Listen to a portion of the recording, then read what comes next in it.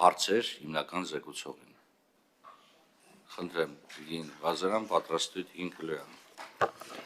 Շնորհակալ եմ, պարոն Մամիջանյան, եկեք միանգամից սկզբից պայմանավորվենք, եթե իմաստը այն է, ոնց որ բոլոր նախագծերն են եղել, այսինքն կանխատեսելի ընթացքով եւ պետք է միևնույն է մերժման դեպքում տանենք լիագումար նիստերի դահլիճում քննարկման, այս պահին էլ չմտնենք բովանդակային քննարկման մեջ եւ միանգամից լիագումար նիստերի դահլիճում խոսենք։ Խնդրեմ, պարոն Մամիջան։ Սա է հարցը։ Ես չգիտեմ Տիկին Ղազարյան ինչ ընդհանրացում եք անում, ես առաջին անգամ եմ այս հանձնաժողովում օրինագիծ ներկայացնում, չգիտեմ ոնց որ միշտ ոնց է լինում, այնպես որ ձեր հարցի առաջի հատվածին պատասխանել չեմ կարող, դա մեկ։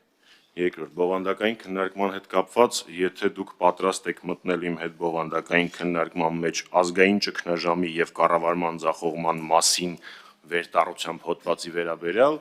ես այսօր ամբողջ օրս կազատեմ եւ մեծ սիրով դրան կտրամադրեմ, բայց դժվար թե դուք այդպիսի բան անեք։ Մինչև Տիկին Ղազարյանին արձագանքի իրավունք տալը, ասեմ, պարոն Մամիջան, որ ազգային ժողովի պատգամավորի հիմնական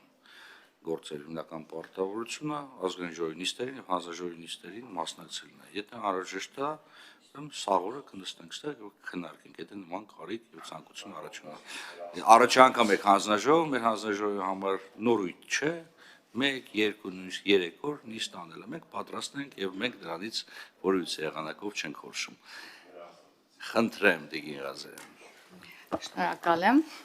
Կարծես թե ձեր պատասխանում են պատասխանել կար, որ միևնույն է հույս չունեիք, այսինքն հաստատում եք այն ինչ որ ասեցի, միևնույն է ստանալ բնականաբար շատ լավ եք գիտեք, որ այն ինչ որ դուք ներկայացրել եք առհասարակ բովանդակային քննարկման իմաստ չկա իմ կարծիքով, այսինքն այն տվյալներ կարծես ազատվոցի շահադրություն լինի, այնպես որ այն միտքը, որ միևնույն է դուք չեք մտնի քննարկման մեջ, հետեւաբար տանելու ենք լիագումար, արդեն կանխատեսելի էր, վստահաբար գիտեի այս ընթացքը այդպես է լինելու։ Նախ Տիկին Ղազարյան, առաջինը, եկեք, որպեսզի ես հանգարտ չսկսեմ որակումներ տալ ձեր կամ ձեր գործընկերների ներկայացրած տարբեր փաստաթղթերի հետ, եկեք զերծ մնանք դպրոցական ձևակերպումներից մեկ։ Երկրորդ, նորից վերահաստատեմ, եթե դուք ես վերտառությամբ հայտարարության վերաբերյալ բովանդակային քննարկման կարող եք մտնել, ես սիրով կազատեմ իմ ամբողջ օրվա գրաֆիկը եւ ամբողջ օրը ձեր հետ այն բովանդակային կքննարկեմ։ Առավել եւս, որ վստահեցնում եմ ձեզ, որ այս հայտարարության մեջ չկա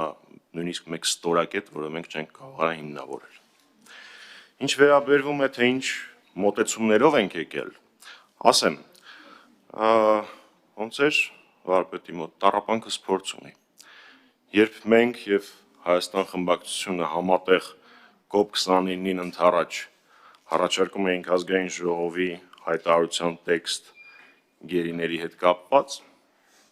ընդհանրական դա COP29-ին էր, որը իր մեջ պարունակում էր մեսիջներ միջազգային հանրությանը, Ադրբեջանի ղեկավարությանը եւ այլն եւ այլն եւ այլն, այն ժամանակ էլ մենք գրեթե վստահ էինք, որ հայտարարություն, որը մեկ տառ անգամ չուներ ներքաղաքական օրակարգի, մեկ տառ, պիտի որ առանց որևէ խնդիր ընդունվի, բայց ձեր խմբակցությունը այն տապալեց, այնպես որ իմ սպասելիքների տեսանկյունից